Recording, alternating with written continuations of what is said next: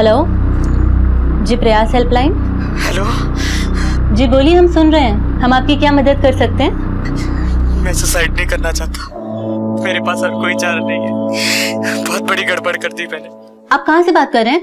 नाम क्या है आपका? आप प्लीज फोन मत रखिएगा और मेरी बात ध्यान से सुनिए। सुसाइड किसी बात का सोल्यूशन नहीं है और आपने हमें कॉल किया है तो हम आ रहे हैं आपकी मदद करने।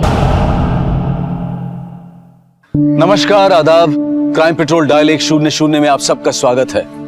अपने बच्चों की परवरिश और भविष्य के लिए माँ बाप क्या क्या समझौते नहीं करते, लेकिन उनकी बेहतर परवरिश की कोशिश में माँ बाप कभी कभी इतने जज्बाती हो जाते हैं कि उनके अंदरूनी हालत को वो जान नहीं पाते हैं। माँ बाप की उन पर ऊपरी नजर तो रहती है, लेकिन उनके अंदर चल रहे तूफान का उन्हें कुछ पता नहीं होता।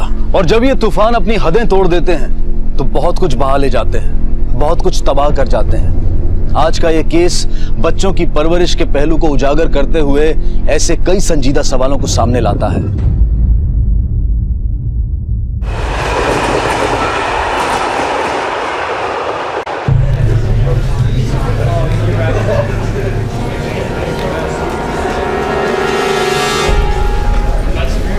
एक्सक्यूज मी, एक मिनट। एक्सक्यूज मी,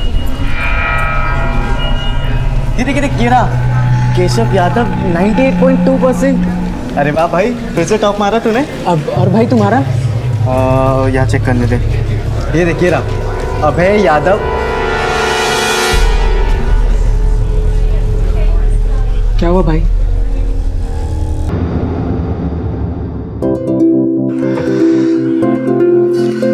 राजकुमार भैया, लीजिए, मुंह मीठा कीजिए। सुरेश भाई, आपका बेटा तो टॉपर है। आप बड़े किस्मत वाले हैं जो आपको ऐसा बेटा मिला।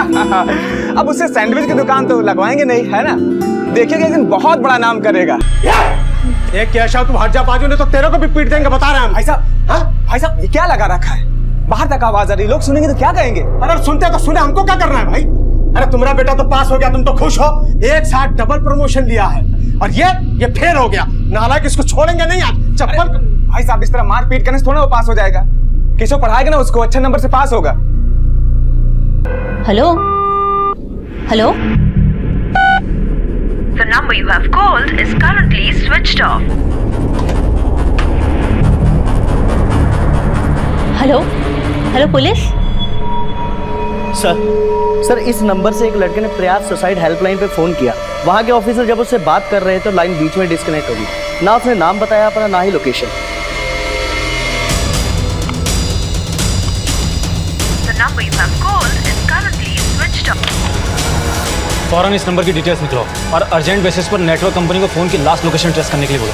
मुंबई के उपनगर मीरा रोड में एक लड़का केशव अपनी जान देना चाहता था, लेकिन उसकी जिंदगी में ऐसा क्या हो गया था कि इतनी छोटी सी उम्र में वो इतना बड़ा कदम उठाने पर मजबूर हो गया था। सर, कॉल ट्रैक होने में टाइम लग गया और कॉल ट्रैकर पैन करपाड़ा में एक अंडर कंस्ट्रक्शन बिल्डिंग दिखा रहा है, लेकिन सिम कार्ड तो किसी सुरेश यादव के नाम पर रजिस्टर्ड है जिसकी उम्र 40 साल है। तो फिर ये हो सकता है वो नंबर इसके किसी जानने वाले के नाम पे रजिस्टर्ड है। सर, इसके पेट और पीठ पर कोई भी चोट का निशान नहीं है, लेकिन खून फिर भी है और इसके नाखूनों में भी खून। चलो ऊपर देखते हैं, तुम यहीं रखो।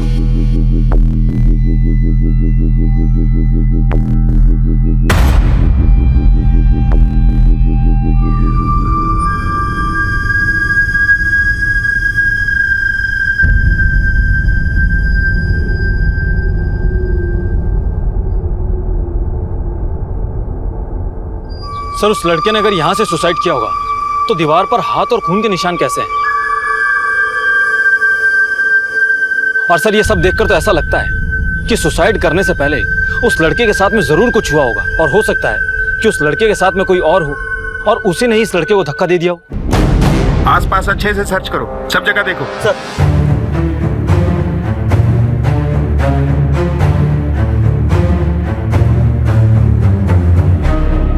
फोन की बैटरी डेड है, शायद इसी फोन से उसने हेल्पलाइन वाले नंबर पे कॉल किया होगा।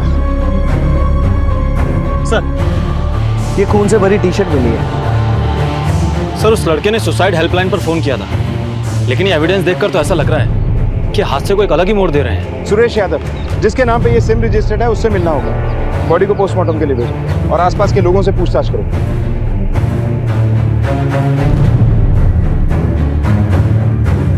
साहब यहाँ 2 साल से काम बंद है। हम बगल वाले कंस्ट्रक्शन साइट पे काम करते हैं और बस हम 11 बजे तक ही यहाँ आते हैं सर। ठीक है, तुम जाओ। Okay sir. सर मैंने आसपास लोगों से पूछताछ की, किसी ने किसी को आते जाते नहीं देखा। सुनिए जी, ये लोग घर आए थे, केशव के बारे में कुछ पूछ रहे हैं। आप में से सुरेश यादव कौन है? जी मैं हूँ सुरेश यादव साहब।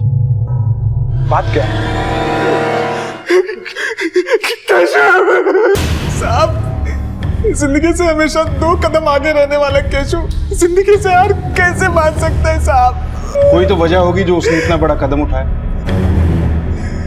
जब आप लोगों को केशव की बातों में कोई परेशानी दिखाई दी या किसी से कोई अनबन? अभी तो उसने सर क्लास में टॉप किया था। केशव यादव 98.2%। अरे वाह भाई, फिर से टॉप मारा तूने। हमको नहीं लगता कि उसके साथ किसी की कोई दुश्मनी होगी। साहब ये अब है उसका बड़ा भाई पवन भाई साहब का बेटा, दोनों एक ही क्लास में थे। 2 साल पहले उसका डबल प्रमोशन हुआ था।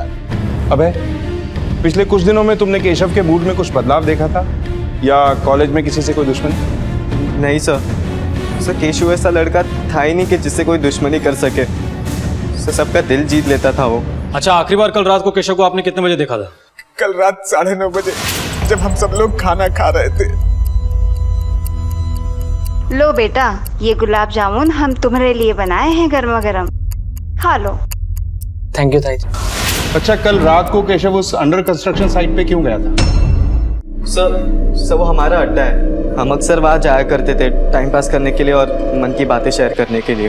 अबे क्या केशव का कॉलेज में किसी से लड़ाई झगड़ा या कोई दुश्मनी थी या फिर उसकी कोई गर्लफ्रेंड?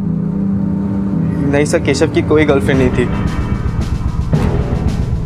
सर ये रही केशव की पोस्टमार्टम रिपोर्ट। सर रिपोर्ट के मुताबिक केशव की मौत बिल्डिंग से नीचे गिरने पर हुई थी और बिल्डिंग की ऊंचाई करीबन 50 से 60 फुट रही होगी और मौत का टाइम है सुबह 3:30 से 4:30 के बीच। और बॉडी पर जो खून था उसकी रिपोर्ट आई?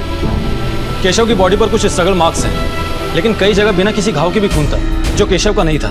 जो शर्ट पर खून लगा था, जो दीवार पर हाथ के निशान वाला खून था, वो केशव का नहीं था, लेकिन दीवार पर जो हाथ के निशान थे वो केशव के ही थे। गावड़े, कहीं ऐसा तो नहीं कि उस जगह पर केशव की किसी से लड़ाई हुई हो और हाथापाई के दौरान उस शख्स ने केशव को बिल्डिंग से नीचे धक्का दे दिया? सर ये भी तो हो सकता है कि उस हेल्पलाइन नंबर पर केशव को किसी ने जबरदस्ती कॉल कराया हो ताकि मर्डर को आसानी से सुसाइड का रूप दिया जा सके।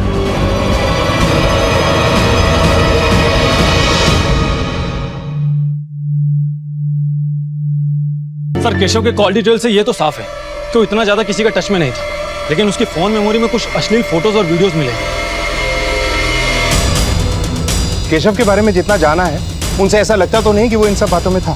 और सर केशव के कॉल डिटेल्स के हिसाब से केशव रात को 1:30 बजे अपने घर से निकला था। हो सकता है वो किसी कॉल गर्ल से मिलने निकला हो या फिर उसकी कोई गर्लफ्रेंड हो जिसके बारे में कोई नहीं जानता। सर कहीं ऐसा तो नहीं कि केशव के घर वाले हमसे कुछ छुपा रहे हैं? हो सकता है। केशव के दोस्तों, उसके पड़ोसियों और उसके कॉलेज में पूछताछ करो, जरूर कोई ना कोई सुराग मिलेगा। Yes sir.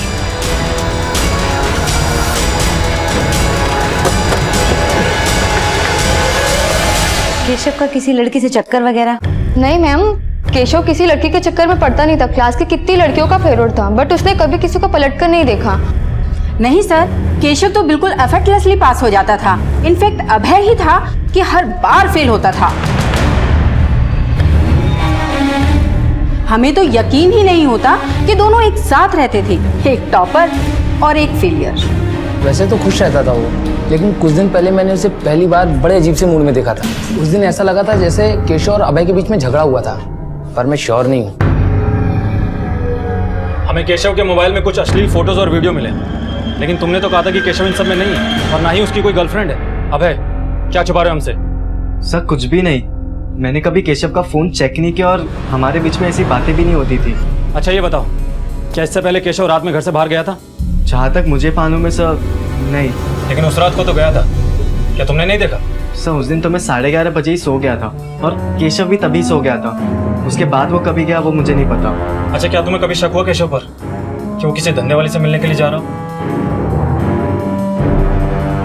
सर हम ये सब मामलों में कभी नहीं पड़ते। हमने तुम्हारे कुछ दोस्तों से पूछताछ की और उनका कहना है कि कुछ दिन पहले तुम्हारी और केशव की लड़ाई हुई थी वॉशरूम में। नहीं सर मुझे याद नहीं है और शायद हुआ भी होगा। सर केशव स्कॉलर जरूर था मगर था तो वो इंसान ही ना। और गुस्सा तो इंसान को ही आता है। सर हमने केशव के बारे में पूछताछ की। सब लोग केशव के बारे में अच्छा ही बोल रहे हैं, लेकिन गौर करने वाली बात तो ये है कि अभय की जिंदगी में उथल पुथल मचा हुआ है। स्कूल में स्टूडेंट्स का कहना है कि अभय एक बिलो एवरेज स्टूडेंट है, जिसकी वजह से उसका बाप नाराज भी रहता है। सर कहीं ऐसा तो नहीं कि इसी जलन की वजह से अभय ने केशव को रास्ते से हटा दिया हो? जितना वो अपनापन दिखा रहा है, हो सकता है उसमें कुछ छुपा रहा हो। 20 जुलाई रात 1 बजे से लेकर केशव की मौत तक की डिटेल्स मिली क्या? जी सर, अभय उस रात को घर पर ही था, लेकिन केशव रात को 1:30 बजे घर से निकला था। जिस जगह वो गया वो सृष्टि कॉम्प्लेक्स के आसपास की है। अगर केशव जानबूझकर इतनी रात को सृष्टि कॉम्प्लेक्स गया था तो जरूर किसी से मिला होगा। सर क्या ये पॉसिबल हो सकता है कि केशव जिससे मिलने के लिए गया हो वही उसका हत्यारा हो? लेकिन खून की क्या वजह हो सकती है? हो सकता है वजह केशव ना हो, वो सिर्फ निशाना बना हो। मतलब ये कि दुश्मनी केशव के पिता या उसकी फैमिली से हो और शिकार बना केशव। हो सकता है कि उसने सुसाइड ना किया हो, बल्कि उसका मर्डर हुआ हो।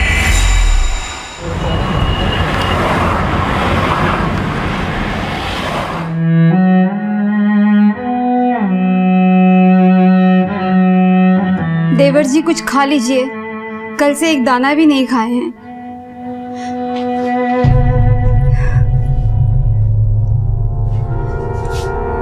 सुनिए अजी, सुनिए, देवर जी से बात कीजिए ना। 2 दिन हो गए, ना कुछ खाए हैं ना कुछ बात की है। एक बात बताओ, ये केशव के जाने से पूरी दुनिया खत्म हो गई है क्या? इतनी समझ नहीं है उनको। और दुकान जाएंगे नहीं तो कमाएंगे क्या, खाएंगे क्या और खिलाएंगे क्या? और अपने बच्चे के बारे में सोचेंगे कि नहीं सोचेंगे? देखो हटो, बाजू जाने दो हमको, चलो। क्या तुम लोग भी सब पता नहीं क्या करते हो। पुलिस ने इस केस के एक एक पहलू को पलटना शुरू किया। केशव की मौत की जगह और उसकी रोजमर्रा की जिंदगी को बारीकी से टटोलना शुरू किया। केशव के मोहल्ले और आसपास के इलाकों में केशव से जुड़ी हर जानकारी इकट्ठा की जाने लगी। सर मैंने केशव और उसकी फैमिली के बारे में पूछताछ की, और पूछताछ के दौरान एक बात पता चली है। सुरेश से किसी बाहर वाले से कोई दुश्मनी नहीं थी, बल्कि अपने भाई पवन से पिछले 5-6 महीनों से छोटी मोटी बातों पर लड़ाई होती रहती थी। जिस दिन केशव की मौत हुई थी उस दिन भी पवन दुकान पर लेट आया था।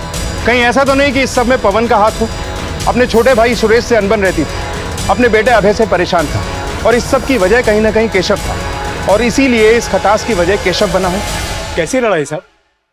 देखिए साहब, किसी ने आपको गुमराह किया है। शायद इस वक्त तुम हमें गुमराह करने की कोशिश कर रहे हो। हमारी खबर बिल्कुल पक्की है। अब तुम बताओगे माजरा क्या है? सब लड़ाई हुई थी, लेकिन वो पैसों को लेकर लड़ाई हुई थी। मैं बस अपने बेटे के लिए कुछ पैसे तो अलग कर रहा हूँ। वो पढ़ना चाहता है, आगे बढ़ना चाहता है, कोचिंग करना चाहता है। अब उसे क्या मैं आलू प्याज छिलवा? सुरेश, तुम ये कैसे कह सकते हो कि तुम्हारा बेटा क्या करेगा और क्या नहीं? अरे हमारा बेटे का भविष्य खराब, और तुम्हारा बेटा चांदी का चम्मच मुंह में लेकर पैदा हुआ था क्या? दुनिया को पता है कि केशव की बराबरी अभय नहीं कर सकता, समझा? साहब, सुरेश मेरा छोटा भाई है, ये दुकान भी उसी की है। इसी दुकान से हमारा घर चलता है। जिस तरह सुरेश के मन में अपने बेटे केशव को लेकर सपने हैं, उसी तरह मेरे मन में मेरे बेटे अभय को लेकर सपने हैं। लेकिन सुरेश केशव की पढ़ाई के लिए यहाँ के सारे पैसे साइड में कर लेता। 20 जुलाई की सुबह 1 से 4 बजे के बीच में तुम कहाँ थे? घर पे था। नहीं, थोड़ी देर के लिए बाहर गया था मैं। तो शांति गार्डन के पास में बार है ना, वहां पे।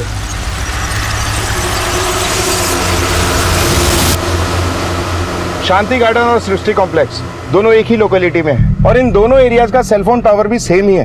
कहीं ऐसा तो नहीं कि पवन उस रात बार में ना गया हो सकता है पवन का इरादा कुछ और ही हो। एक काम करो काबड़े, पता करो कि पवन उस रात बार में गया था या नहीं, और अगर गया था तो कितने टाइम तक होगा। Yes sir. पवन, सच क्या है? हमने बार में पूछताछ की, तुम वहां नहीं गए थे, और कॉल रिकॉर्ड के हिसाब से उस रोज तुम्हारी किसी से बातचीत हुई थी। सच बता दो, इतनी रात को कहां गए थे और क्या कर रहे थे? साहब, दरअसल हमने आपसे झूठ बोला। हम चाहते थे कि हमारा बेटा अभय अपने कंपार्टमेंट के रिटेस्ट में फेल होने से बच जाए, इसलिए हम उसके टीचर के पास गए थे मिन्नत समाजत करने के लिए कि कुछ भी ले दे के कैसे भी हमारे बेटे को पास कर दे, और वो माना नहीं। और हमको बाहर किसी से पता चला कि एक आदमी है जो पैसे लेकर पेपर लीक करा के बच्चों को पास करा देता है। उसी से बात किए थे, पर वहाँ भी पैसों पर बात बनी नहीं।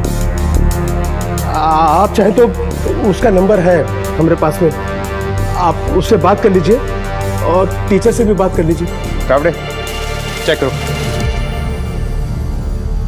हाँ सर, ये बात तो सच है कि पवन जी रात दिन मेरे पीछे लगे थे अभय को एग्जाम में पास कराने के लिए, लेकिन उनकी बहुत मेहनतों के बाद मुझे उन्हें उस आदमी का नंबर देना ही पड़ा, लेकिन शायद उनकी बात कुछ बनी नहीं।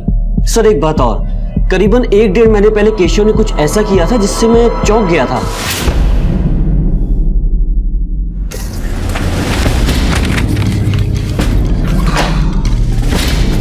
केशव? लेकिन सर उसमें मैं श्योर नहीं था, इसीलिए उस वक्त इस बात का जिक्र मैंने किसी से भी नहीं किया। Thank you. सर केशव जैसे स्टूडेंट को क्वेश्चन पेपर चुराने की क्या जरूरत पड़ी होगी? वो तो पढ़ाई में बहुत ही होनहार है। हो सकता है गाबड़े कि ये क्वेश्चन पेपर उसने अपने लिए नहीं बल्कि अभय के लिए चुराया। ये भी हो सकता है कि शायद उसे अपना कोई शौक पूरा करना हो जिसके लिए उसे पैसों की जरूरत हो, और क्वेश्चन पेपर बेचकर शौक पूरे किए जा सकते हैं। साहब मेरा बेटा गलत काम कर ही नहीं सकता, वो क्लास में टॉपर था, वो क्यों पेपर चोरी करेगा? वैसे तो ऐसा बहुत कुछ था जो उसे नहीं करना चाहिए था, लेकिन आपकी जानकारी के बिना वो कर ही रहा था। आप लोगों को तो पता चल ही गया होगा कि उसके मोबाइल में से हमको कैसे वीडियो और फोटोग्राफ मिले। साहब उससे मेरे बेटे का कोई लेना देना नहीं है, ये सब अभय का किया हुआ है, इसने मेरे बेटे को बिगाड़ा है। तेरी वजह से क्या क्या लांछन लग रहा है, देख रहा तू? बस बाबा, हर बार की तरह मुझे बलि का बकरा बनाना बंद करो। ये सब मेरे कान नहीं थे, केशव के कान थे, और जो कुछ भी हो रहा था वो सब चाचा जी की वजह से हो रहा था। केशव अपनी जिंदगी में कुछ करना चाहता था। 15 साल की उम्र में 15 किलो का बोझ पीठ पे देकर 18 साल के लड़कों के बीच में बिठा दिया गया उसे। उसके सपने थे कुछ, लेकिन चाचा जी को ये सब पसंद नहीं था ना। बेटा पूरी जिंदगी सड़क किनारे बस यही सुनते हुए गुजार दी कि सुरेश एक टोस्ट सैंडविच देना। मैं भी कुछ जीवन में बनना चाहता था पर नहीं बन पाया। पर बेटा तू मेरी शान है, मैं दुनिया को फख्र के साथ कह सकता हूँ कि तू टॉपर है। लेकिन ये जो स्कूल के बाद तू लड़के लड़कियों से मिलता है ना, ये बंद कर दे। यही टाइम तू पढ़ाई में ध्यान दे, ठीक है? जी। बाहर से सिर्फ 2 वर्ड बोलता था वो, जी पापा, लेकिन अंदर से ज्वालामुखी बन चुका था वो। हर बार सिर्फ पढ़ाई पढ़ाई पढ़ाई। अंदर का फ्रस्ट्रेशन दबाने में मुश्किल हो रही थी उसको, और इसी वजह से उस दिन वो कॉलेज में इतना गुस्सा हो गया कि वॉशरूम की दीवार पे अपना हाथ दे मारा उसने। आज हम क्वालिटी एजुकेशन से ज्यादा क्वांटिटी एजुकेशन पर फोकस कर रहे हैं। पर क्या सिर्फ अच्छे मार्क्स लाना ही जिंदगी में लायक होने का मापदंड है? केशव की मौत की गुत्थी अब भी अनसुलझी थी। शक की सुई धीरे धीरे इस कहानी के हर किरदार की तरफ घूम रही थी, लेकिन सवाल अब भी यही था कि केशव की मौत कैसे हुई और उसकी मौत की असली वजह क्या थी।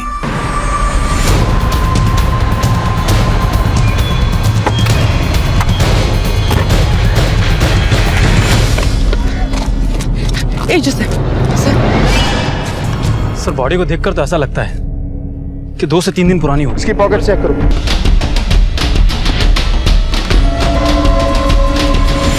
सर फोन स्विच ऑफ है।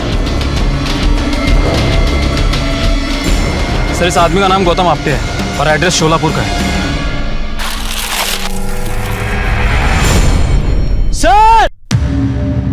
सर ये बाइक देखिए।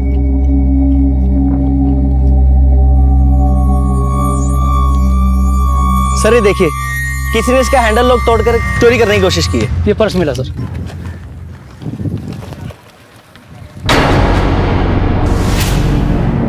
सर ये तो अभय का है।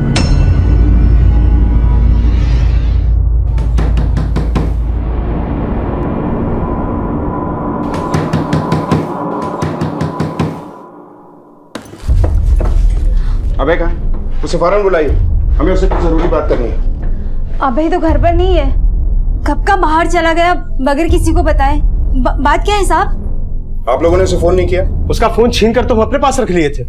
वो इधर है, ये देखिए, ये फोन है उसका। आपने ये फोन उससे कब लिया? 19 तारीख की रात को, उसके सोने से पहले। अरे दिन रात फोन में लगा रहता है और पढ़ाई में फेल होता रहता है, इसलिए छीन कर हम अपने पास रख लिए थे। तो सर इसी वजह से उस रात को इस फोन का लोकेशन यहाँ का बता रहा था। बात क्या है? अभय ने क्या किया है? मतलब आप उसको ढूंढ क्यों रहे हैं? अभी अभी हमें एक लाश मिली जिसकी कुछ ही दूरी पर ये वॉलेट और आईडी कार्ड मिला है। हमें शक है कि ये खून उसी दिन हुआ जिस दिन केशव की मौत हुई। खून? नहीं साहब, मेरा बेटा मस्ती कर सकता है। हाँ वो नंबर कम लाता है, लेकिन किसी को मार नहीं सकता साहब। ये ये बटुआ जरूर केशव लेके गया होगा। ऐसे कैसे इल्जाम लगा रही भाभी आप केशव पे? देखिए, इस घर के दोनों लड़के इस केस में इन्वॉल्व हैं। किसने क्या किया है उसका पता हम लगा लेंगे। फिलहाल हमें उनके कमरे की एक बार फिर से तलाशी लेनी। गावड़े। Yes sir.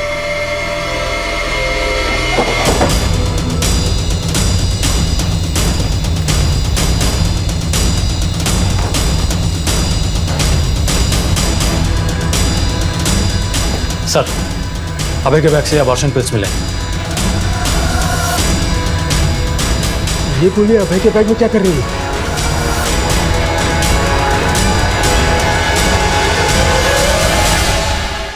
सर, क्या अभय का किसी लड़की के साथ में चक्कर हो सकता है जिससे उसने प्रेग्नेंट कर दिया हो? लेकिन एक बात समझ में नहीं आ रही, इन सबका केशव की मौत से क्या लेना देना हो सकता है? गावड़े, अभय के पिछले 6 महीने के कॉल रिकॉर्ड्स और लोकेशन डिटेल्स चेक करो। अगर उसकी कोई गर्लफ्रेंड रही होगी तो उसका नंबर अभय के कॉल रिकॉर्ड्स में जरूर होगा और इस अभय की तलाश तेज करो। Yes sir. अरे घर के एक बेटे को तो हम पहले ही खो चुके हैं और अब अभय भी पता नहीं कहाँ चला गया है। अरे गलती उन दोनों की नहीं है, गलती हमारी परवरिश की है। सर ये रही गौतम की पोस्टमार्टम रिपोर्ट। गौतम के ऊपर जो हमला हुआ था उसके बाद इंटरनल ब्लीडिंग की वजह से उसकी मौत हुई और उसकी मौत 20 जुलाई को रात को 1 से 2 बजे के बीच हुई है। गौतम और केशव की मौत के बीच में मुश्किल से 2 से 3 घंटों का फर्क है। ये महज एक कोइंसिडेंस नहीं हो सकता। जरूर कुछ ऐसा है जो अब भी हमारी आंखों के आगे आना बाकी है। सर, मैंने गौतम की फैमिली से कांटेक्ट किया था। वो लोग शोलापुर में रहते हैं। उनका कहना है कि पिछले हफ्ते ही गौतम घर आया था। लेकिन सर, गौतम की फैमिली अभय और केशव किसी को नहीं पहचानते। लेकिन सर, एक बात है, केशव की शर्ट पर और कंस्ट्रक्शन साइट की दीवार पर जो ब्लड हमें मिला था वो गौतम के ब्लड से मैच करते हैं। ये दवा तुम्हारे यहाँ की है? हाँ सर, ये दवा तो हमारे यहाँ की है। तुम्हें कुछ याद है ये दवा तुमने किसको बेची थी? ये तस्वीर देखो, शायद तुम्हें याद आ जाए। इन दोनों में से कोई नहीं आया था, पर एक आदमी आया था साइकिल से। स्केच बनवा सकते हो उसका? हाँ सर। इसका मतलब साफ है कि गौतम की मौत से अभय और केशव का कोई ना कोई कनेक्शन जरूर है। लेकिन ये पिल्स वाला चक्कर समझ में नहीं आ रहा। कहीं इस एंगल में किसी लड़की का ट्रायंगल तो नहीं? सर, ये भी तो हो सकता है कि अभय का किसी लड़की के साथ में चक्कर हो और गौतम ने उस लड़की के साथ में गलत किया और वो प्रेग्नेंट हो गई हो और अभय ने गुस्से में आकर गौतम का खून कर दिया हो। गावड़े, हमें इस केस के हर एंगल को खंगालना होगा। 1 मिनट सर। हेलो, ठीक है सर, पता चल गया कि वो अबॉर्शन पिल्स किसने खरीदी थी। तुमने केशव को अबॉर्शन पिल्स लेके दी थी। अब बात को छुपाने का कोई फायदा नहीं। हाँ साहब, मैंने उसे दवा ला के दी थी। मेरे पास और कोई दूसरा रास्ता नहीं था उस बात को दबाने के लिए। ये लीजिए भाई साहब। पापा, मुझसे बहुत बड़ी गड़बड़ हो गई पापा। मेरी वजह से एक लड़की प्रेग्नेंट हो गई है। चल इधर आ, चल। क्या किया तुमने? ये बात किसी को पता नहीं चलनी चाहिए। जी पापा। हम लोग दिन रात मेहनत करके 2 वक्त का खाना जुटाने वाले लोग हैं। सोचा केशव का भविष्य खराब ना हो, इसलिए हमने अबॉर्शन की गोली उसको ला के दी। जाके उस लड़की को खिला दे और मामला यहीं दफन कर दे। मैं नहीं जानना चाहता कि वो कौन थी और ये सब क्यों हुआ। मैं नहीं जानता कि उसके बाद क्या हुआ। हम तुम्हारी बात पे भरोसा कैसे कर लें? हो सकता है तुमने केशव को मारा क्योंकि उसने तुम्हारे सारे सपने चकनाचूर जो कर दिए थे। ये क्या कह रहे हैं साहब? मैं अपने बेटे को क्यों मारूंगा? मैं तो चाह रहा था कि उसका भविष्य ना खराब हो, इसीलिए मैं उसे इस मुसीबत से बचाना चाह रहा था। गावड़े, ये लड़की आखिर हो कौन सकती है जो अभय और केशव दोनों से कनेक्टेड थी? गौतम की मौत से इसका क्या लेना देना हो सकता है? और इन दोनों केसेस में कोई कनेक्शन है भी या नहीं? सर, केशव के रिकॉर्ड में तो किसी लड़की की परछाई भी नहीं दिखती। सर, मैंने अभय के लास्ट 6 महीने के कॉल रिकॉर्ड अच्छे से चेक किए हैं। उसमें एक नंबर ऐसा है जिससे पहले 2 महीने में अभय की लगातार बातचीत होती रही, लेकिन फिर अचानक से बंद हो गई। लेकिन सर 18 जुलाई से फिर से उस नंबर पे अभय की बातचीत शुरू हो गई। सर, इस बात पर हमारा पहले ध्यान नहीं गया था क्योंकि अभय पर हमारा शक नहीं था। सर, मैंने नंबर की जानकारी निकाली है। ये नंबर किसी मधुकर अवस्थी के नाम पर रजिस्टर्ड है और उसका एड्रेस मीरा गाँव है। ये लड़की कहीं वही तो नहीं जिसका केशव के साथ चक्कर था? सर, इस सवाल का जवाब तो अभय दे सकता है, लेकिन पता नहीं वो इस वक्त है कहाँ। अभय के घर वालों पे नजर रखो। वो अपने घर वालों से कांटेक्ट करने की कोशिश जरूर करेगा। Yes sir. तब तक ये जो लड़की है इससे मिल लेते हैं। Yes sir. केशव की गर्लफ्रेंड वाले एंगल ने अब इस केस को एक नया मोड़ दे दिया था। अभय अब तक पुलिस की गिरफ्त से दूर था। आखिर गौतम की हत्या क्यों हुई और उसका केशव, अभय और उस लड़की से क्या लेना देना था? क्या अभय ने ही गौतम को जान से मारा था जिसके बाद वो डर के मारे छुपता फिर रहा था? केशव की मौत की पहेली को सुलझाने में पुलिस पूरी जी जान से लगी हुई थी।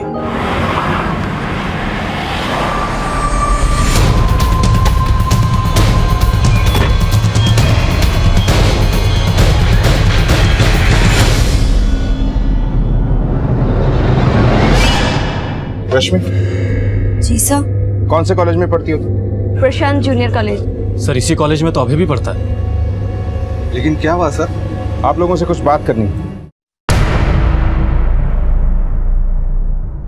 सर कैसी बातें कर रहे हैं आप? मेरी बेटी का ना किसी से अफेयर है, ना तो वो प्रेग्नेंट है। रश्मि, सच क्या है? सर वो केशव और अभय दोनों मेरे क्लासमेट्स हैं। केशव हमारी क्लास का टॉपर था सर। उसकी मौत का सुनकर बुरा लगा सर, लेकिन मेरी केशव से कभी कोई बात नहीं हुई है। और अभय?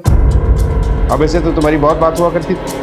अभय मेरा दोस्त है, लेकिन हमारे बीच ऐसा कुछ भी नहीं है सर। इसे पहचानती हो? No sir. और आप? नहीं सर।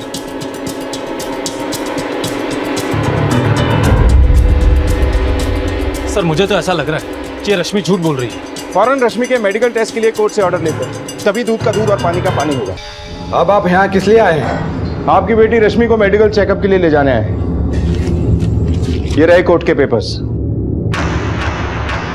ये किस बात के लिए टेस्ट है? हम रश्मि का ब्लड टेस्ट और सोनोग्राफी कराएंगे। अगर इसने 72 घंटे पहले अबॉर्शन की पिल्स खाई हैं तो हमें पता चल जाएगा कि ये प्रेग्नेंट थी।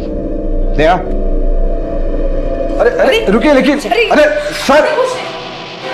सर ये रहा रश्मि के टेस्ट रिजल्ट। सर रिजल्ट में तो वो क्लीन निकली, ना तो कभी रश्मि प्रेग्नेंट थी और ना ही उसका अबॉर्शन हुआ था। यानी रश्मि सच बोल रही थी। सर अगर रश्मि प्रेग्नेंट नहीं थी तो फिर वो अबॉर्शन पिल्स किसके लिए थी? कहीं ऐसा तो नहीं कि सुरेश जिस लड़की के बारे में हमें बता रहा था वो कोई और ही हो?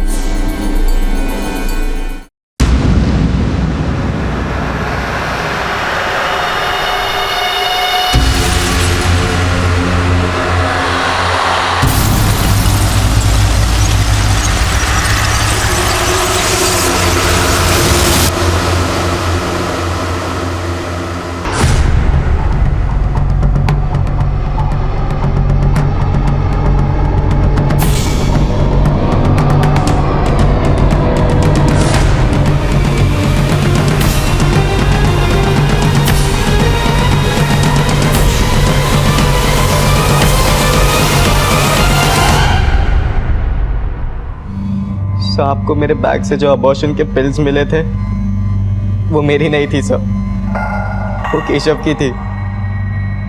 उसने अपनी गर्लफ्रेंड के लिए ली थी सर, और उस दिन वो मेरा बैग लेकर चला गया था, इसलिए वो बॉटल मेरे बैग में ही रह गई। गर्लफ्रेंड का नाम क्या है? रश्मि। कब से जानता था केशव रश्मि को? सर कुछ 2-2.5 महीनों से।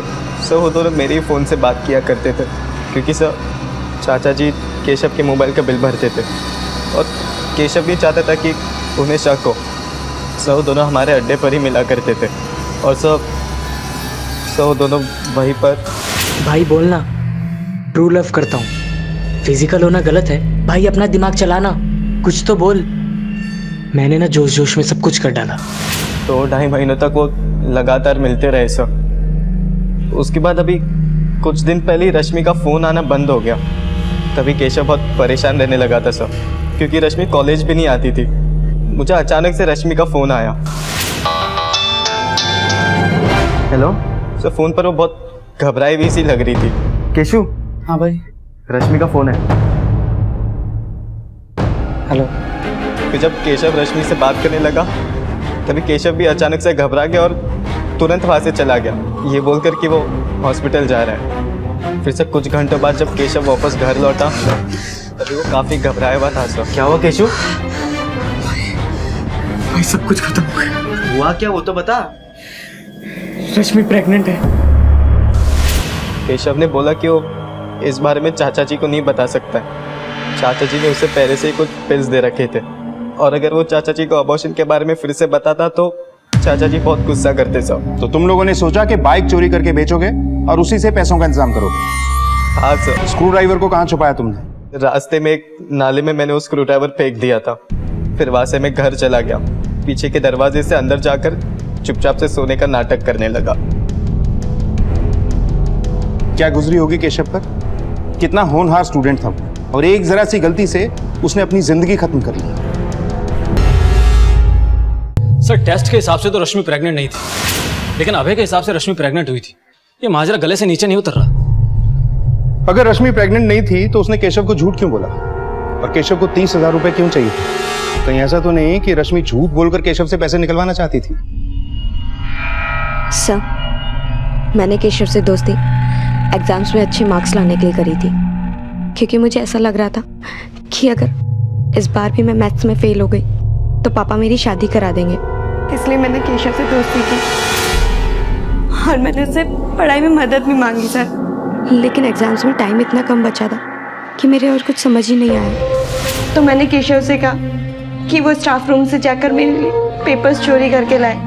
वो क्लास का मॉनिटर था, इसलिए उसके लिए बहुत इजी था स्टाफ रूम से पेपर्स चोरी करके लाना। लेकिन मेरे लाख रिक्वेस्ट करने पर भी वो नहीं माना। तब सर मैंने उसे फिजिकल होने के लिए उकसाया। उसने स्टाफ रूम से मैथ्स के क्वेश्चन पेपर चुरा कर मुझे दिए।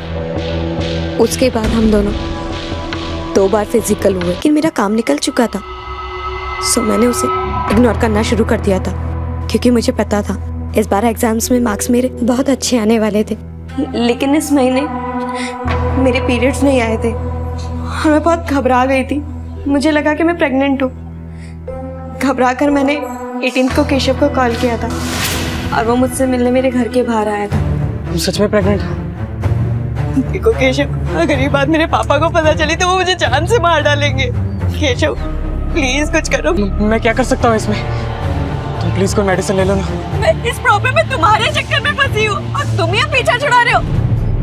और अगर एक बात सामने आई तो फिर सारी बातें सामने आ जाएगी। सबको पता लग जाएगा कि पेपर्स तुमने लीक किए थे और फिर तुम्हारी इमेज कुछ नहीं रहने वाली। नहीं, मैं कुछ करता हूँ। तुमने इस बारे में अपनी माँ से डिस्कस क्यों नहीं किया? मैं अपनी मम्मी से ऐसी बातें शेयर नहीं करती। कैसे बताती इन्हें कि मैं प्रेग्नेंट हूँ। केशव ने जो एबॉर्शन के लिए पिल्स लाके दी थी वो तुमने खाई? जी सर, पर उसके बाद मुझे बहुत ब्लीडिंग होने लगी, मेरी हालत खराब होने लगी थी। मेरे पेट में इतना दर्द होने लगा था कि मुझे कुछ समझ नहीं आता। फिर मैंने केशव को कॉल करके बुलाया। अगर किसी को भी पता चला तो केशव के ऊपर रेप केस लग सकता है। इस कंपाउंडर को उठा के लाओ। Yes sir. मारो मत, बताता था सब कुछ बताता।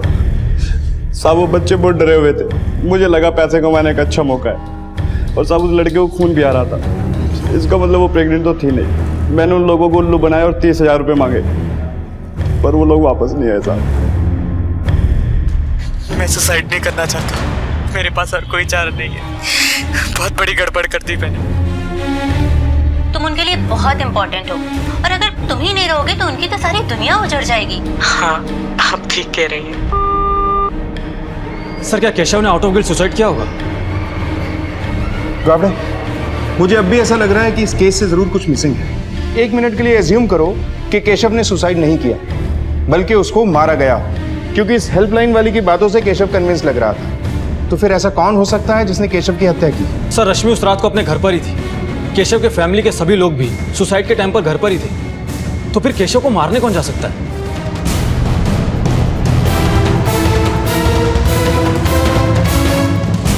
गावड़े, शायद मुझे पता चल गया है कि केशव की हत्या किसने की।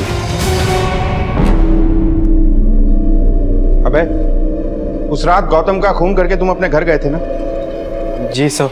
तो वो कपड़े कहाँ हैं जिस पर गौतम का मर्डर करने के बाद खून के निशान पड़ गए हों? और जब तुम घर गए तो घर पे कौन कौन मौजूद था? सच सच बता दो। अगर हमने उगलवाया तो तुम्हारे लिए अच्छा नहीं होगा। हम भला उसे क्यों मारेंगे? अभय ने हमें सब कुछ बता दिया है। तुम्हारी बेहतरी इसी में है कि तुम भी साफ साफ बता दो। बोलो, मतलब तुम ऐसे नहीं बोलो। नहीं साहब, बताती हूँ साहब, बताती हूँ साहब। मैं स्वार्थी हो गई थी साहब। मैं नहीं चाहती थी कि मेरा बेटा इन सब चक्करों में पड़ के जेल जाए।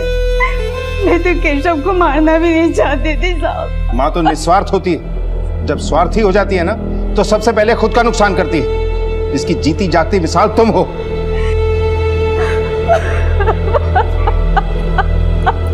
जब रिश्तों में स्वार्थ हावी हो जाए तो अंजाम बुरा ही होता है। निरुपा ने अपने बेटे को बचाने के स्वार्थ में केशव की बलि चढ़ा दी। रश्मि भी केशव की मौत के लिए कम जिम्मेदार नहीं है। उसने केशव का इस्तेमाल करते हुए इस जुर्म की कहानी का बीज बो दिया। सुरेश ने कभी अपने बेटे केशव के मन की बात समझी ही नहीं। उसे आगे बढ़ना है, ये करना है, वो करना है, बस इसी में उलझा दिया। और नतीजा ये हुआ कि केशव ने इस भंवर से उभरने के लिए मौत को ही गले लगा लिया। एक गलती को सुधारने के चक्कर में केशव और अभय एक और गलती कर बैठे और उनके हाथों कत्ल जैसा संगीन जुर्म हो गया। निरुपा और सुरेश अपनी परवरिश के गुमान में ही रहे।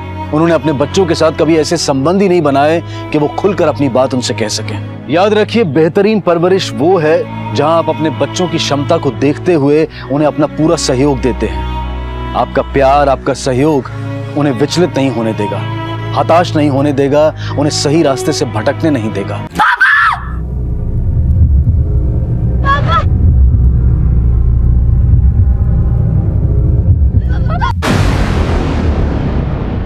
नमस्कार, आदाब। क्राइम पेट्रोल डायल 100 में आप सबका स्वागत है।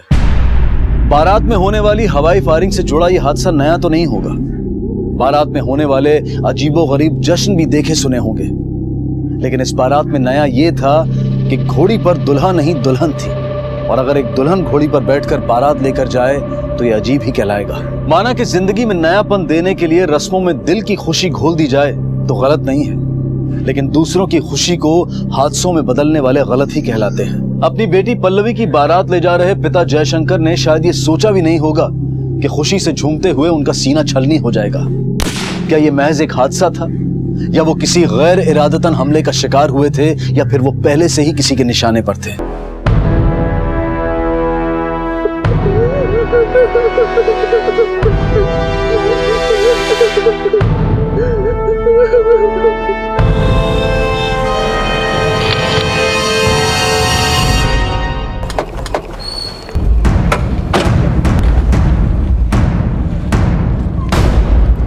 सर, मैरिज वेन्यू यहाँ से आधा किलोमीटर दूर है। बारात में फायरिंग भी हो रही थी। दुल्हन के पिता को गोली लगी। दुल्हन की बारात?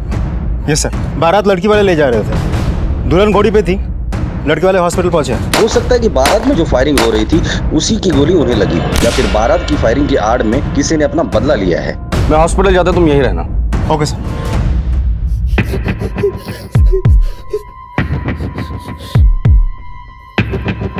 अविनाश, अविनाश, देखो ना पापा को क्या हो गया। उनको किसी ने गोली मार दिया।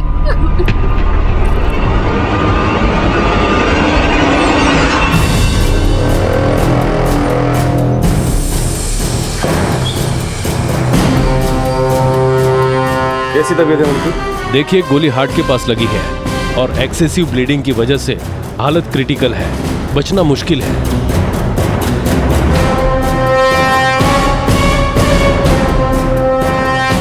प्रसाद, जयशंकर पे जिसने गोली चलाई है वो दोबारा हमला कर सकता है। 24 घंटे आईसीयू के बाहर ही खड़े रहना। जी सर। भारत में फायरिंग कौन कर रहा था? बंटी और गुड्डू भाई साहब के खास मुलाजिम है वो। 10 साल से उनके साथ है। इन दोनों का आपके भाई साहब के साथ कभी झगड़ा, लड़ाई या कभी मन मुटाव हुआ? नहीं सर। इस वक्त कहाँ है वो? वेटिंग एरिया में है सर। गोली चलाने का बहुत शौक है ना तुम दोनों को? बोलो। सब गन का लाइसेंस है हमारे पास, खाली हवा में फायर किए थे। हमारी गोली नहीं लगी साहब। हमारी गोली भी नहीं लगी साहब। हम तो पल्लवी दीदी की शादी की खुशी में फायरिंग कर रहे थे। तुम दोनों की गोलियां नहीं लगी तो कोई तीसरा भी गोली चला रहा था क्या? सब फायर तो हम ही लोग किए, लेकिन सेठ जी को गोली हमने नहीं मारी साहब। तुमने नहीं मारी तो फिर किसने मारी? हम तो उन्हें सपने में भी मारने की नहीं सोच सकते साहब। पब्लिक प्लेस में फायरिंग करना कानूनन जुर्म है। इनकी राइफल जब्त करो और बैलिस्टिक जांच के लिए भेज दो, और जांच का रिपोर्ट जब तक नहीं आता तुम दोनों हमारे सस्पेक्ट हो। गाड़ी में बिठाए ना।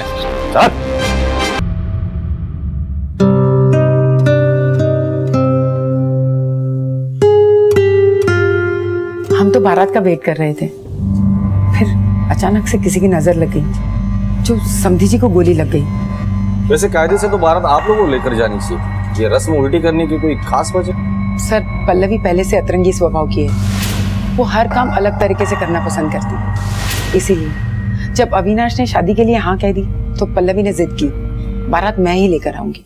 पल्लवी और उसके फैमिली को आप कब से जानती हैं? मेरे पति और जयशंकर जी बचपन के दोस्त थे। मेरे पति के देहांत के बाद से ही अविनाश जयशंकर जी की फैक्ट्री में मैनेजर की पोस्ट पे काम करता था। पल्लवी को अविनाश पहले से ही पसंद था। वो पिछले 2 साल से भाई को प्रपोज कर रही थी, लेकिन भाई ही इंटरेस्ट नहीं दिखा रहे थे। तो फिर अचानक तैयार कैसे होगा तुम्हारा भाई? अब मम्मी को कैसे मना कर सकते हैं? जब मम्मी को पता चला कि पल्लवी भाई से शादी करना चाहती है तो बस भाई को हाँ बोलना ही पड़ा। सर पल्लवी मुझे पसंद थी, लेकिन जयशंकर अंकल के यहाँ काम करके भी मैं श्योर नहीं था कि मैं पल्लवी को वो ऐशो आराम की जिंदगी दे पाऊंगा कि नहीं, इसलिए मैं ये शादी से भाग रहा था।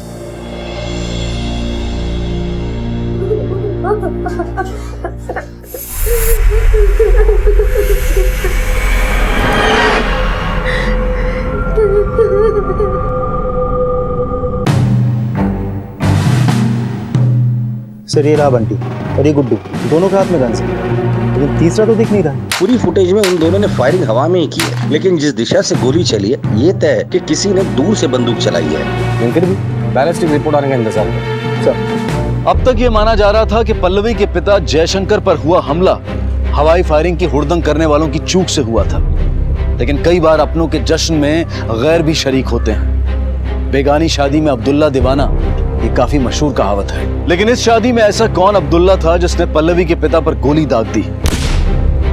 सामने आने वाले फैक्ट्स पुलिस इन्वेस्टिगेशन को यही इशारा दे रहे थे। सर, जयशंकर की डॉक्टर और बैलिस्टिक रिपोर्ट के मुताबिक जयशंकर पे गोली ऊंचाई से चलाई गई थी, मतलब बुलेट ऊपर से नीचे की तरफ ऐसे एंगुलर शेप में आके धसी, और जख्म की गहराई देख के लगता है कि गोली कम से कम 40 से 50 मीटर दूर से चलाई गई थी। एक बात तो क्लियर है, गोली बंटी या गुड्डू ने नहीं चलाई, बारात में तीसरा आदमी था जिसने जयशंकर पे गोली चलाई है। राइट सर, क्योंकि गोली दूर से चली, बारात से नहीं। मुझे लगता है हमें क्राइम स्पॉट पे दोबारा जाना चाहिए। चलो सर। अरे बाबा हाँ बोला तो मैं पहुंच रहा हूँ, अब तुम फोन रखोगे तभी तो मैं पहुंचूंगा। चलो बाय। किससे बात कर रहे हो? माँ वो पल्लवी है, वो बहुत घबराई हुई थी इसलिए उसने फोन किया। हाँ मगर तुम जा कहाँ रहे हो? माँ वो फैक्ट्री जा रहा हूँ क्योंकि बहुत सारे ऑर्डर्स पेंडिंग पड़े हुए हैं। फैक्ट्री तो तुम जाओगे ही, लेकिन पल्लवी और उसके परिवार वालों को तुम्हारी जरूरत है। आखिर तुम उस परिवार के होने वाले दामाद हो। जाते हुए ये टिफिन हॉस्पिटल में दे देना और थोड़ा वक्त पल्लवी के साथ भी गुजारना। ठीक है। संभाल के।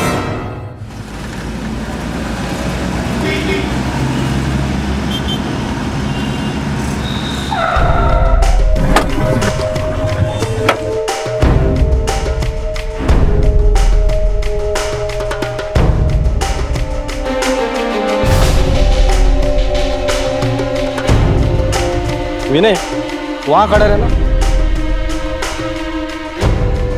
वीडियो रिकॉर्डिंग के हिसाब से जयशंकर नाचते नाचते यहां था, इस पोजीशन में। गोली उसे 40 या 50 मीटर दूरी से मारी थी, और बैलिस्टिक रिपोर्ट के हिसाब से गोली एंगुलर शेप में, मतलब इस डायरेक्शन में आई थी और यहां लगी थी। तो हो सकता है कि गोली उसे शायद वहां से मारी हो।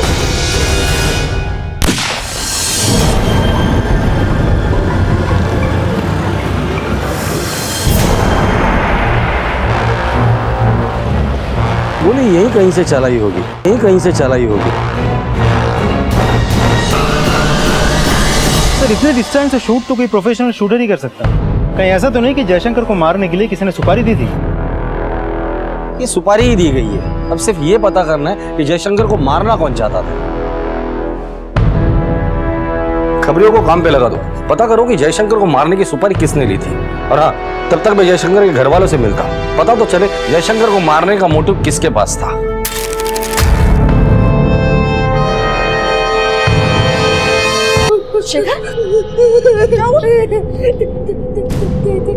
पापा मर जाएंगे। नहीं शिखर, पापा को कुछ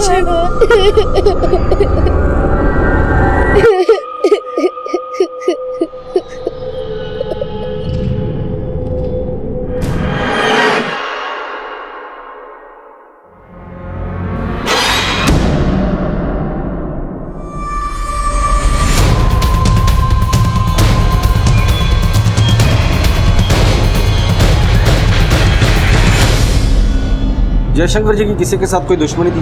कोई दोस्त, रिश्तेदार या कोई बिजनेस में कोई दुश्मन? दोस्ती रिश्तेदारी में तो ऐसा कुछ नहीं दिखता। काम का तो पता नहीं, काम से जुड़े दुश्मन को तो शायद अविनाश ही सबसे अच्छा जानता होगा। नहीं सर, हमारे क्लाइंट लिस्ट में तो ऐसा कोई भी नहीं जिसकी अंकल से कोई दुश्मनी हो। हाँ है ना मेरे पापा की दुश्मन। कौन? मेरी बुआ। बुआ मतलब केत की? जी, पापा की लाडली बहन। आपको ऐसा क्यों लगता है कि केत की आपके पापा को मारना चाहती है? क्योंकि सर वो जैसी दिखती है वैसी है नहीं। मतलब? सर, शेखर की प्रीमेच्योर डिलीवरी हुई थी और जन्म के वक्त कुछ कॉम्प्लिकेशंस की वजह से मेरी मम्मी की डेथ हो गई। शेखर बचपन से ही बीमार रहता था और उसे संभालते संभालते बुआ का टाइम निकल जाता था। सर, तब मैं 10 साल की थी। पापा काम में बिजी रहते थे और बुआ शेखर को संभालने में, और यही एक रीजन है जिसकी वजह से उन्होंने शादी नहीं की, जिसलिए पापा हमेशा बुआ को दया की मूर्ति मानते रहे। लेकिन रस्म के वक्त ये खुशियां मेरी जिंदगी में भी आ सकती थी, लेकिन आया बना के रख दिया मेरे भाई ने मुझे। खैर, अब इस पल्लवी को जाने दो, फिर देखना शेखर को अपनी जिंदगी से कैसे हटाती हूँ मैं। और सिर्फ शेखर को नहीं, मेरे भाई को भी चुन चुन के बदला लूंगी। किसी को नहीं छोड़ूंगी मैं। बुआ,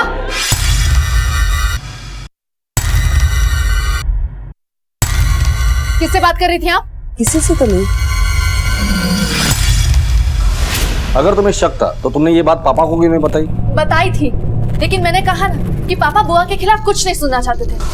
पल्लवी, ऐसा क्या कर दिया केतकी ने कि तुम जब बोलती हो उसके खिलाफ ही बोलती हो? तुम्हें पता नहीं उसने अपनी सारी जिंदगी दे दी हमारे परिवार के लिए। मैं एक लफ्ज भी सुनना नहीं चाहता उसके खिलाफ। लेकिन पापा आप समझिए, मैंने खुद सुना है उन्हें ये कहते हुए कि वो आपको और शेखर को अपनी जिंदगी से निकाल देंगी। मैं जानता हूँ तू ये सब क्यों कह रही है। ये घर मैंने जब से उसके नाम पर ट्रांसफर किया है ना, तू सही नहीं पा रही। हाँ पापा, बुरा लगा ये देख के कि घर जो आपने मम्मी के नाम गिफ्ट किया था वो बुआ के नाम कर दिया। लेकिन पापा, इस बात का उससे कोई मतलब नहीं है। यही समझाना चाह रहा हूँ तुझे, इस बात का उससे कोई लेना देना नहीं है। मैंने ये घर उसके नाम पर इसलिए ट्रांसफर किया है कि मेरे बाद उसकी सिक्योरिटी के लिए कुछ होना चाहिए कि नहीं। बेटा, शेखर का ध्यान उसे जिंदगी भर रखना है। लेकिन पापा, बस, और कुछ नहीं सुनना है मुझे। सब पापा को लगता था कि बुआ शेखर का ख्याल रख रही है, लेकिन एक मिनट सर, शेखर यहाँ आओ।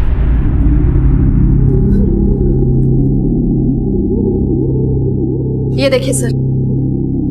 बेटा, ये चोट कैसे लगी तुम्हें? गिर गया था। गिर गए थे या बुआ ने गिराया था?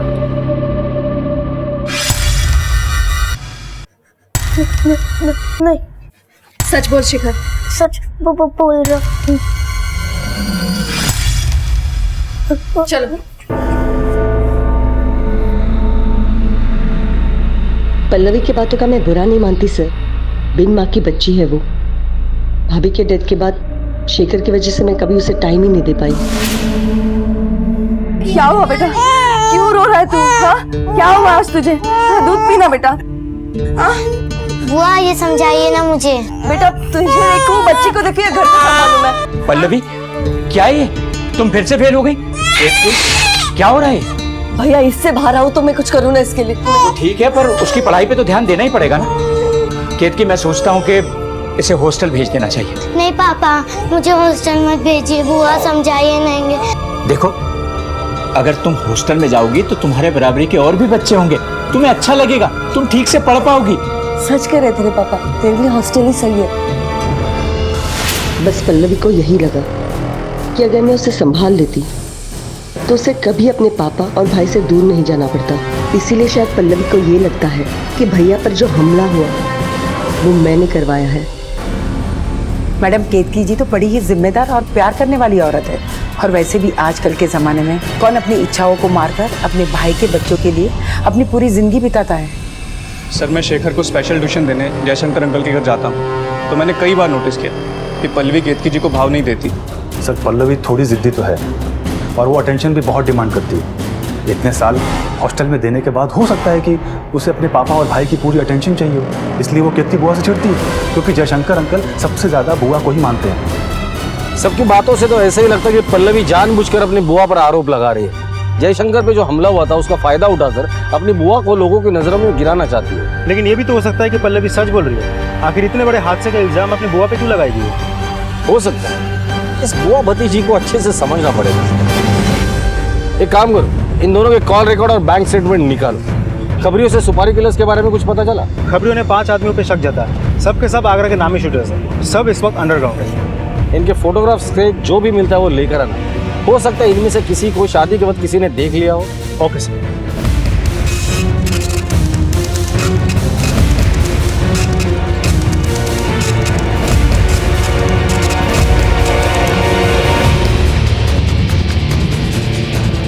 इस बात का भी अंदाजा लगाया जा रहा था कि जयशंकर पर हुआ हमला कहीं कॉन्ट्रैक्ट किलिंग से तो नहीं जुड़ा हुआ है, इसलिए हत्या करने वाले के साथ साथ हत्या की साजिश रचने वाले के भी सुराग ढूंढे जा रहे थे। आप में से किसी ने इन्हें देखा है? ये सारे शार्प शूटर, और हमें शक है कि जयशंकर पे गोली इन्हीं में से किसी ने चलाई। नहीं सर, इनमें से किसी को नहीं देखा। ध्यान से देखो, याद करने की कोशिश करो, शायद सुपारी देते वक्त देखा होगा। कब तक अपना सच छुपाओगे तुम? नहीं सर, हम में से किसी ने नहीं देखा इसे। पल्लवी का बयान बार बार केतकी की तरफ उंगली उठा रहा था, लेकिन केतकी के पास अपने भाई को मारने का कोई मोटिव था या फिर पल्लवी की अपनी कोई गलतफहमी थी। लेकिन इस थ्योरी में सवाल ये भी खड़े हो रहे थे कि क्या पल्लवी के पास अपने पिता को मरवाने का कोई मोटिव था?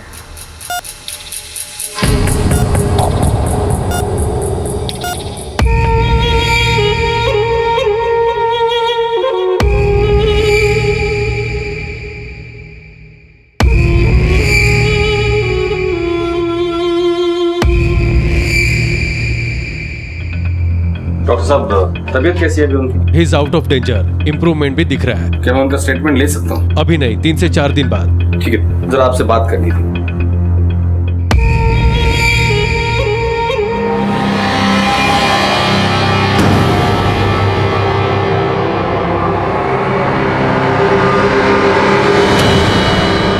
बैंक डकैती केस में जिनको पकड़ा है उनके स्टेटमेंट लेके उनको कोर्ट में हाजिर करो। सर,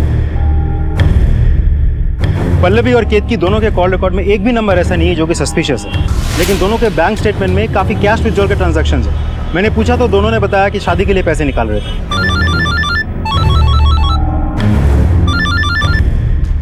हेलो,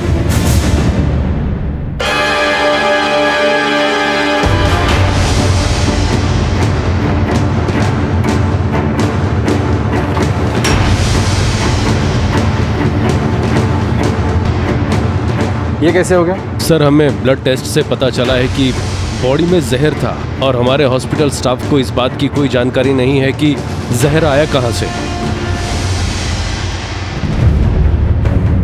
एक पेशेंट को आपके यहाँ जहर देकर मार दिया गया, इसका अंजाम जानते हैं क्या होगा? आप और आपका स्टाफ जयशंकर जी का ट्रीटमेंट कर रहा था, फिर ये कैसे हो गया? सर, मुझे भी समझ में नहीं आ रहा है कि ये कैसे हो गया। समझ में नहीं आ रहा है या आप और आपका स्टाफ इन्वॉल्व है जयशंकर जी को मारने में? प्रसाद, तुम यहाँ ड्यूटी कर रहे थे या क्या कर रहे थे? जयशंकर जी को मिलने कौन कौन आया था? साहब, उनको मिलने तो कोई नहीं आया था। हाँ, नर्स रोहिणी इनको दवाई देने के लिए आई। हो गया ना बदला पूरा? मार दिया ना पापा को? क्या बोल रही है तू? वक्त की नजाकत का तो समझ। मैं क्यों मारूंगी उसे? वो मेरा भाई था। तुम उन्हें दुश्मन मानती थी। पल्लवी, बहुत बुरा किया तुमने। पुलिस के पास लेके जाऊंगी। पल्लवी, छोड़ूंगी नहीं मैं तुमने मार दिया पापा को। मार दिया। नहीं पल्लवी, कंट्रोल। पुलिस अभी तक ये पता लगा ही रही थी कि जयशंकर पर हमला किसने किया और किसके इशारे पर किया, कि तभी जयशंकर को बचाने की सारी संभावना ही खत्म कर दी गई। लेकिन इस बार हत्या जहर देकर की गई थी। पहले ये माना जा रहा था कि जयशंकर की जान लेने के लिए किसी कॉन्ट्रैक्ट किलर का इस्तेमाल किया गया है, लेकिन उन्हें जहर देने वाला कौन था? ये रहे जयशंकर जी के वसीयत के कागजात। इसके मुताबिक ये घर आज से आपका हुआ।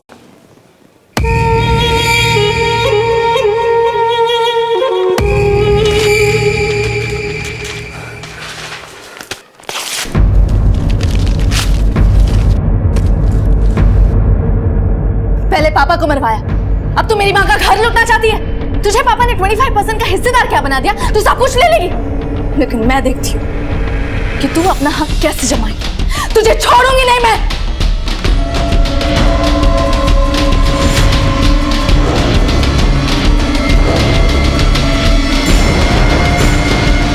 जयशंकर के रूम में सिर्फ तुम गई, तो जाहिर सी बात है कि जयशंकर के ग्लूकोज में जहर तुमने ही मिलाया होगा। अब सिर्फ इतना बता दो कि जयशंकर को मारने के लिए किसने पैसे दिए थे? नहीं सर, मैंने ऐसा कुछ भी नहीं किया सर।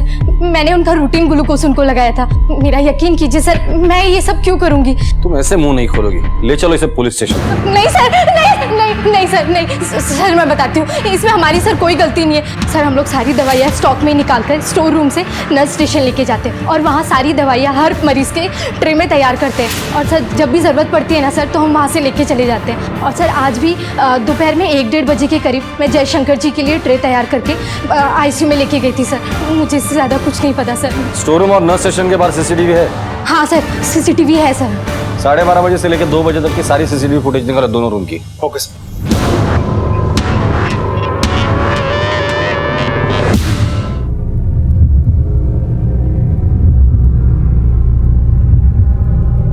खाना, अरे खा।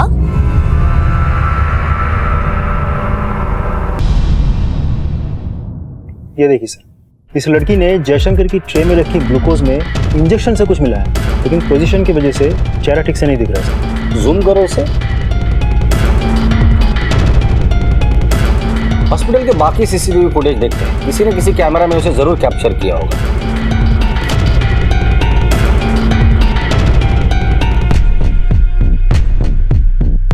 ये देखिए सर, वही लड़की वही कपड़े। पॉज करो, जूम करो। इस लड़की को मैंने कहीं तो देखा है।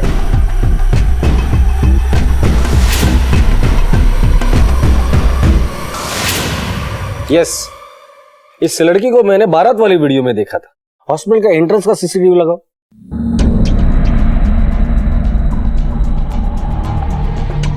ये बात किससे कर रही है? जूम करो। सर ये तो अविनाश है। अगर इस लड़की ने जयशंकर की दवाइयों में जहर मिलाया है और ये अविनाश से बात कर रही है, इसका मतलब अविनाश और ये लड़की मिले हुए हैं। पुलिस के सामने तहकीकात के 3 पहलू थे। वो कौन था जिसने जयशंकर पर हमले का मास्टर प्लान तैयार किया था, और इस हमले के पीछे उसका मकसद क्या था, और वो गायब हुई लड़की कौन थी जिसने जयशंकर को जहर दिया था। The number you have dialed is currently unavailable. Please try again later.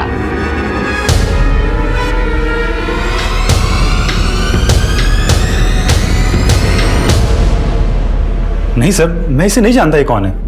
अगर नहीं जानते तो इसके साथ हॉस्पिटल में बात क्या कर रहे थे? सर ये तो मुझसे किसी वार्ड नंबर के बारे में पूछ रही थी। इस लड़की को बारात के वीडियो में भी देखा गया है। इसी लड़की ने जयशंकर को हॉस्पिटल में जहर भी दिया है और यही लड़की तुम्हारे साथ हॉस्पिटल में बातें कर रही थी। क्या ये इत्तेफाक है? सर मुझे क्या पता कि ये लड़की बारात में क्या कर रही थी। सर मैं थोड़ी ना बारात लेके गया था, हो सकता है ये पल्लवी की तरफ से हो। सच बोल रहे थे? सर मैं सच ही कह रहा हूँ। इसे जानते हैं आप लोग? कभी देखा है? नहीं सर, इस लड़की को हमने कभी नहीं देखा है। नहीं सर। इस लड़की का और अविनाश का कोई ना कोई कनेक्शन तो जरूर है। मुझे शक है कि इसी लड़की ने बारात में जयशंकर पे गोली चलाई थी। विनय, इस अविनाश पे 24 घंटे नजर रखना। ये कहा जाता है किससे मिलता है, सारी डिटेल्स मुझे चाहिए। Okay sir. सर अविनाश के कॉल रिकॉर्ड से लेकर बैंक स्टेटमेंट तक सब कुछ खंगाल लिया, लेकिन देख के लगता नहीं कि उसने जयशंकर पे गोली चलाने के लिए कोई कॉन्ट्रैक्ट दिया होगा सर। हेलो। हेलो सर, मेरी बुआ को किसी ने मार दिया है और मेरा भाई भी गायब है। आप प्लीज जल्दी आ जाइए। क्या?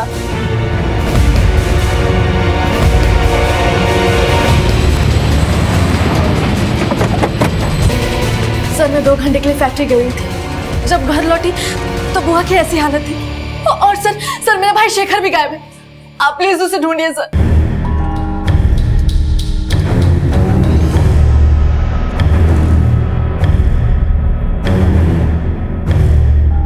सर ये तो तेल की बोतल है।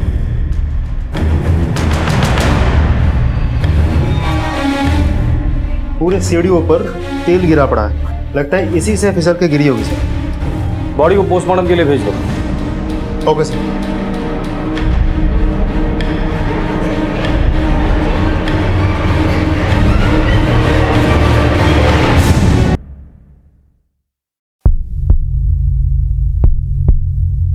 शेखर क्या हुआ था?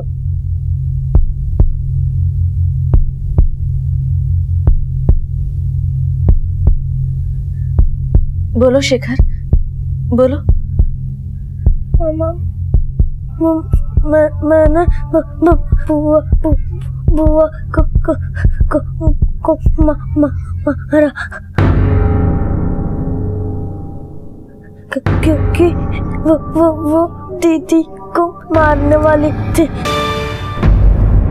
सर कहीं ऐसा तो नहीं कि पल्लवी ने ये सब कुछ किया है और फिर उसी ने हमें फोन किया ताकि उस पर शक ना जाए?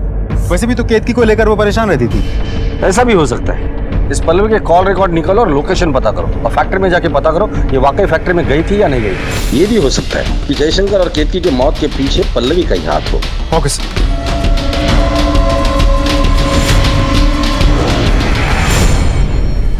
अविनाश के साथ देखी गई संदिग्ध औरत से क्या अविनाश वाकई अनजान था या फिर वो खुद भी इस साजिश का हिस्सा था, ये पता लगाने के लिए अविनाश पर भी नजर रखी जा रही थी और साथ ही ये भी पता लगाया जा रहा था कि वो शूटर कौन था जिसे जयशंकर पर गोली दागने का कॉन्ट्रैक्ट मिला था।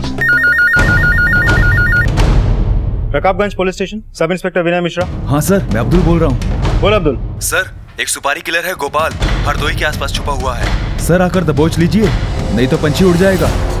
ठीक है।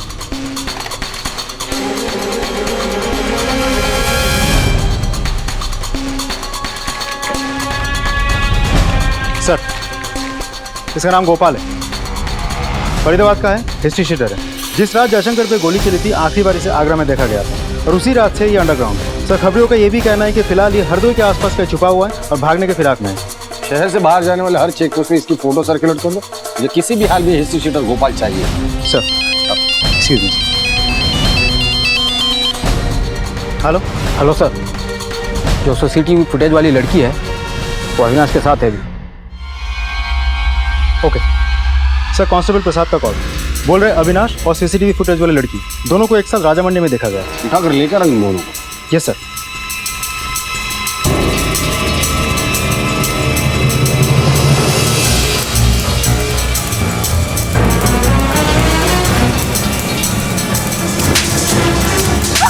नहीं जानता इस लड़की को? हाँ सर, क्या कहा था? इत्तेफाक। चल बैठ। सर हमें कहाँ ले जा रहे हैं? हमने कुछ नहीं किया।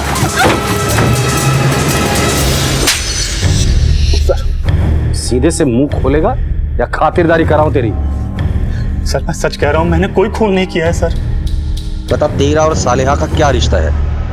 सर सालेहा मेरी वाइफ है। एक बात बता रे, तू क्या सर्वधर्म समभाव का ब्रांड एम्बेसडर है क्या? पल्लवी तेरे लिए बारात ला रही थी, सालेहा से तूने कोर्ट में शादी की।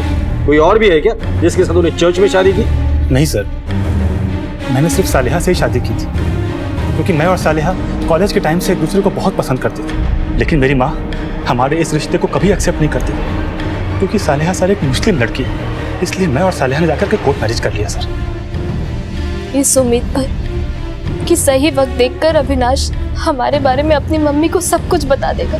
सर पल्लवी तो मुझसे शादी करने के लिए पिछले 2 साल से मेरे पीछे पड़ी हुई है, लेकिन मैं उसको भाव नहीं दे रहा था।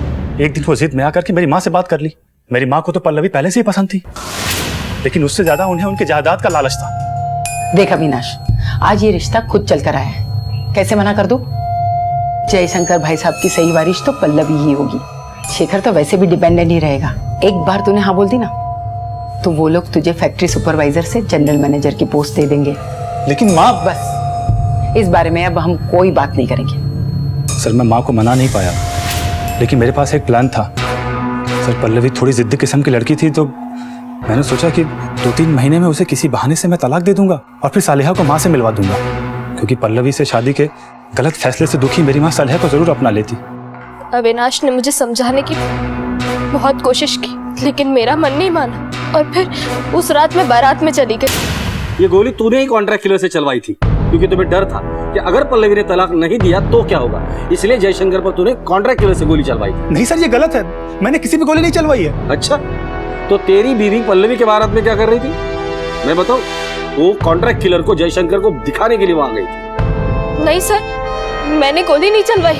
लेकिन जयशंकर के दवाई में जहर तुमने मिलाया था, फुटेज है हमारे पास।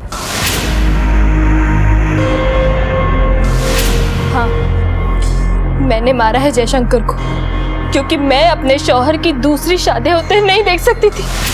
जयशंकर जी के हॉस्पिटल में एडमिट होने के बाद मैं रोज छुप छुप कर पल्लवी और अविनाश पर नजर रखती थी। मुझे यकीन हो गया था कि अविनाश मुझे धोखा देगा। मैंने सोचा कि अगर जयशंकर जी मर जाए तो अविनाश तो अपने आप ही पल्लवी को छोड़ देगा।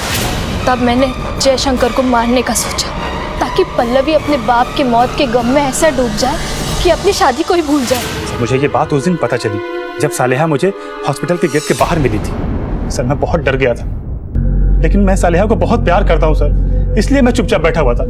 ये केस यहीं पर खत्म नहीं होता। अब भी इस राज से पर्दा उठना बाकी है कि बुआ को किसने मारा और जयशंकर पर गोली किसने चलाई। जिस तरह अविनाश को पता नहीं था कि सालेहा ने जयशंकर को जहर दिया है, तो हो सकता है उसी तरह साले को पता नहीं होगा कि अविनाश ने गोली चलवाई और ये अविनाश जानबूझकर हमसे झूठ बोल रहा है।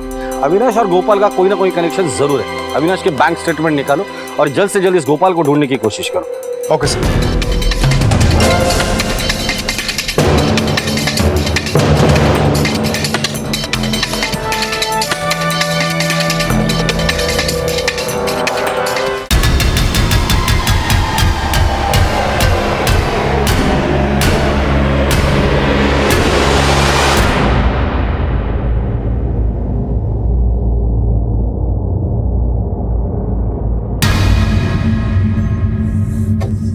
मुझे तुझसे ये उम्मीद नहीं थी। आज तेरी वजह से मेरे पापा नहीं रहे।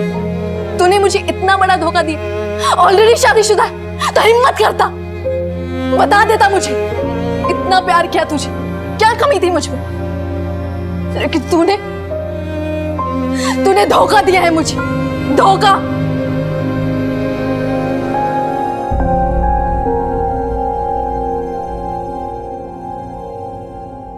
पल्लवी का मोबाइल लोकेशन केतकी के मर्डर के वक्त पल्लवी की फैक्ट्री का ही था। पल्लवी के फैक्ट्री का स्टाफ ने इस बात की पुष्टि की है कि उस वक्त वो अपने फैक्ट्री में ही थी। सर पोस्टमार्टम रिपोर्ट के हिसाब से केतकी की मौत शाम के 4 से 5 बजे के बीच हुई थी। और हैरानी वाली बात यह है कि सीढ़ियों से गिर के सर पे चोट लगने की वजह से मौत नहीं हुई थी सर, मौत हुई थी सफोकेशन की वजह से। इसका मतलब उसे गला घोट कर मारा गया? यस सर, किसी चीज से दबा के सांस रोक के उसे मारा गया। और ये काम शेखर का नहीं हो सकता। सर उससे भी ज्यादा चौंका देने वाली बात तो ये है कि केतकी 3 महीने से प्रेग्नेंट थी। क्या? इसका मतलब केतकी के जिंदगी में कोई तो था, और ये पल्लवी जो बार बार हमें केतकी के बारे में बोल रही थी वो शायद सच हो सकता है। हाँ है ना मेरे पापा की दुश्मन। कौन? मेरी बुआ, क्योंकि सर वो जैसी दिखती है वैसी है नहीं। इस गुत्थी को सुलझाने के लिए हमें शेखर की मदद लेनी थी, क्योंकि वही उसके करीब था और उसी के साथ रहता था। रिमांड होम में बात करके शेखर के लिए साइकियाट्रिस्ट के अरेंजमेंट करो। सर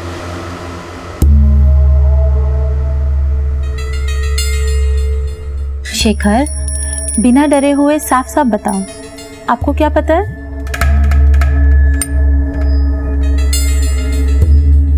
बोलो बेटा, देखो यहाँ पे कितने सारे लोग हैं आपके पास, बताओ। बुआ मुझे डराती थी ताकि मैं उसके सीक्रेट किसी को ना बोलूं। बुआ जब सीढ़ियों से गिर गई थी तब आप अलमारी में क्यों छुप गए थे? बुआ और कितने सारे लोग हैं आपके पास, बताओ। बुआ मुझे डराती थी ताकि मैं उसके सीक्रेट किसी को ना बोलूं। बुआ जब सीढ़ियों से गिर गई थी तब आप अलमारी में क्यों छुप गए थे? बुआ और वो मुझे अलमारी में बंद कर देती थी। बुआ और कौन? आज हम ये चैप्टर पढ़ेंगे, ठीक है? देखो 3 + 8 लिखो यहाँ पर, अब लिखो 4 + 5। पर मुझे तो ये चैप्टर नहीं पढ़ना। Doctor thank you very much. चलो आओ। विनय सर उठाकर लेकर इस देव को। Okay sir. Sir sir sir sir sir sir कुछ नहीं किया सर।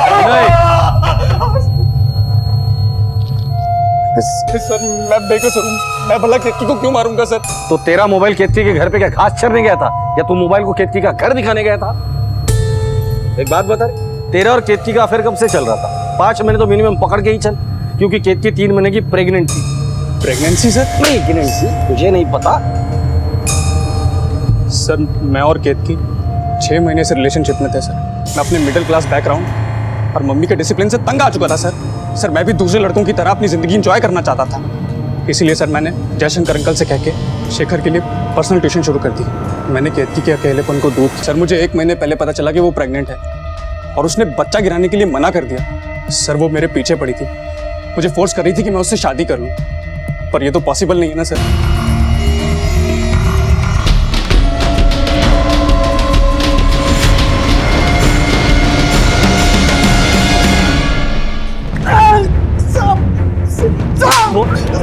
बोल किसने दी सुपारी?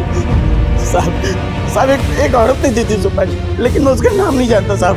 किसने दी थी सुपारी? नहीं साहब, ये तो वो औरत है जिसको मारना था। क्या? इसको मारने की सुपारी मिली थी? हाँ साहब, उस रात गोली तो मैंने इसी पे चलाया था, लेकिन मेरा निशाना चूक गया और उस आदमी को लग गई, इसलिए मैं आगरा छोड़ के भाग गया था साहब। नाम बताओ उस औरत का। वो तो नहीं पता साहब।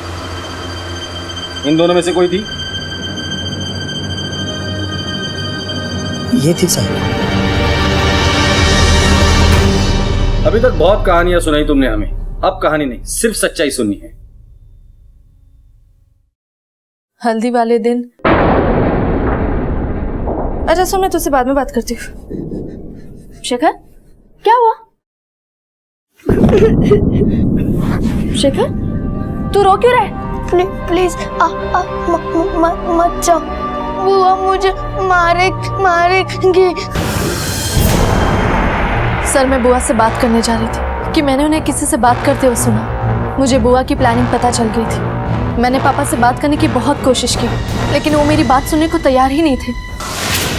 हो सकता है कि शुरुआती टाइम पे बुआ सीधी होंगी, लेकिन इस बार तो उनके ढंग ही बदल गए थे। लेकिन मैं उनके इरादों को पूरा नहीं होने देती। इससे पहले कि बुआ मेरे परिवार को कुछ नुकसान पहुंचाती, मैंने सुपारी किलर गोपाल को हायर किया।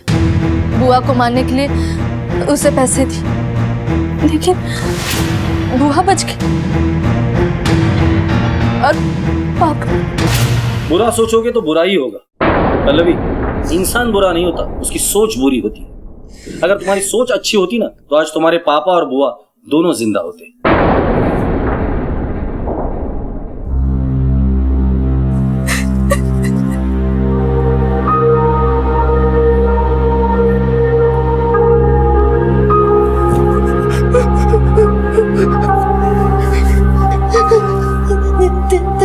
दीदी मजा मुझे अच्छा नहीं लगता। हम हमेशा उम्मीद करते हैं कि हमारे बच्चे अपनी हर बात हमसे शेयर करें, लेकिन जब उनकी बातों को नजरअंदाज किया जाता है तो वो अक्सर ऐसे कदम उठा बैठते हैं जैसा कि पल्लवी ने उठाया। माना कि पल्लवी और शेखर हमेशा माँ के प्यार से वंचित रहे, लेकिन जयशंकर ना अच्छे पिता बन पाए, बल्कि अपनी बहन केतकी की हताशा की वजह भी बने, जिसने केतकी को उसके बच्चों को यातना देने के लिए उकसाया। और पल्लवी ने ऐसा कदम उठाया जो पूरे परिवार के बिखर जाने की वजह बन गया। ऐसा कई बार देखा गया है कि कई शानदार शादियां कुछ दिन भी नहीं टिक पाती और सीधे साधे विवाह खुशहाली की मिसाल कायम कर जाते हैं। जरूरत है सिर्फ जमीनी स्तर पर रिश्तों को दुरुस्त करने की। इसी विचार के साथ अब मैं अनूप सोनी आपसे विदा लेता हूं। फिर मुलाकात होगी अगले एपिसोड में एक और चौंका देने वाले केस के साथ। तब तक अपना और अपने परिवार का ख्याल रखें और देखते रहें क्राइम पेट्रोल डायल 100। सवा के एक को सीख हम सबको। जय हिंद। CID के और भी मजेदार और सस्पेंस से जुड़े एपिसोड्स को देखने के लिए हमारे चैनल को सब्सक्राइब करें और बेल आइकॉन दबाना न भूलें।